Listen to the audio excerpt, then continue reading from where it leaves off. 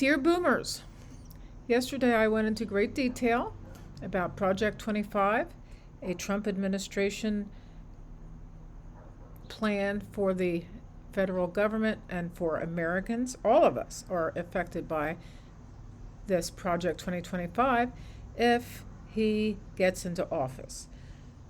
It is written by the conservative think tank, the Heritage Foundation, and it wants to reshape the federal government for the next presidential administration, otherwise known as Trumpism.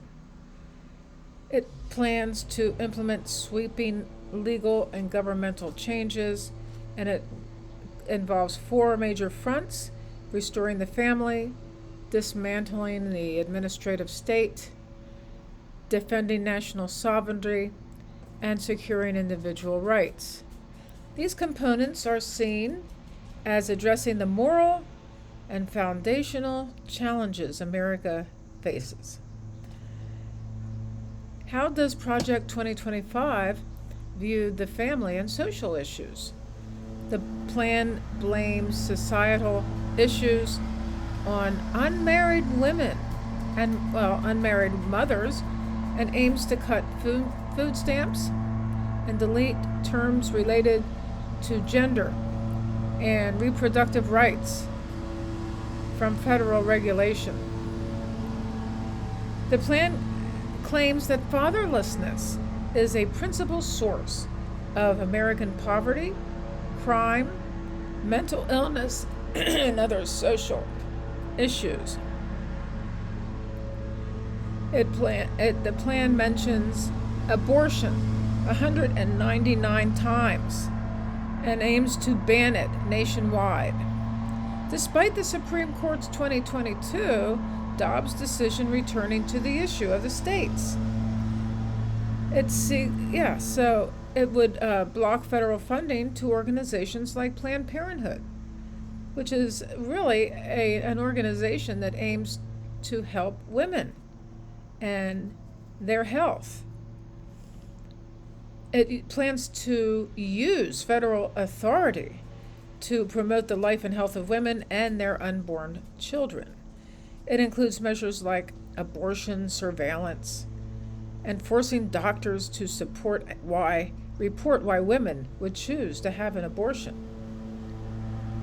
The plan aims to ban the morning after pill, stop teaching abortion procedures in medical schools, and cut funding for condoms. The plan incorrectly labels the morning after pill as a potential abortifacient and claims condoms are unrelated to women's health, which condoms prevent sexually transmitted diseases. That's what I know from my practices. What alternative family planning method does Project 2025 promote? They promote fertility awareness-based methods of family planning. These methods involve tracking menstrual cycles and abstaining from sex during ovulation, despite having a roughly 20% failure rate over a year. And I have heard that J.D. Vance promotes monitoring when a person has her period. What is Project 2025's stance on birth control and abortion? It aims to reduce access to birth control and abortion by reviving the Comstock Act, which is a 1873 statute that made it illegal to use the post office to send birth control and pornography. Reasons. The Comstock Act was challenged on First Amendment grounds, but does remain on the books. How does Project 2025 plan to prevent the spread of STIs, sexually transmitted infections? It proposes to encourage marriage and sexual risk avoidance as a means to prevent STIs. The belief that families comprised of a married mother, father, and their children are the foundations of a well-ordered nation and a healthy society. What could go wrong? What is Project 25 stance on LGBTQ plus rights? Project 2025 aims to erase LGBTQ plus people from public life entirely, including removing protections for transgender students and banning gender-affirming care for minors. The belief that gender identity is an unscientific notion and that traditional gender roles should be restored.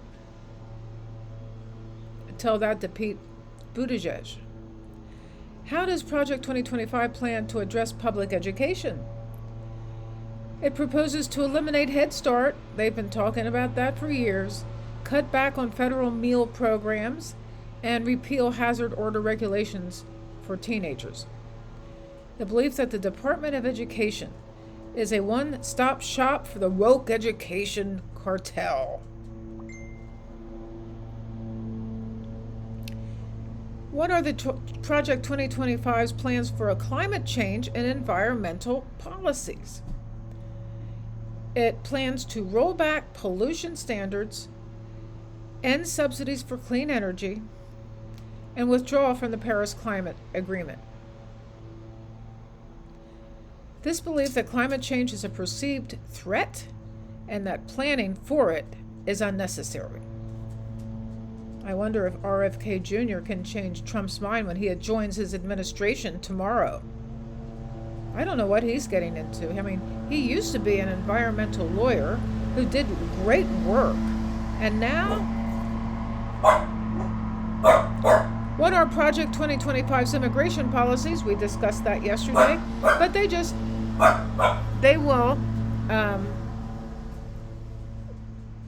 are emphasizing mass deportation, increased detention space, and the repeal of protections for unaccompanied alien children. Hey, Maso.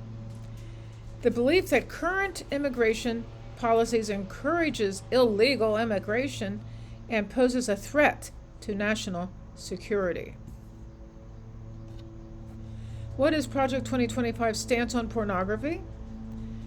It aims to ban pornography and classify educators and librarians who distribute it as registered sex offenders. Now, since when has anyone ever entered a library and have a librarian point them to the pornography section of the library? Never. I mean, this is the most ridiculous thing I've ever heard. The belief that pornography is addictive and destructive, and that it has no claim to First Amendment protection. So, I don't believe this covers 999 pages, but you get the idea. Women are under attack, gay people are under attack, the environment is under attack.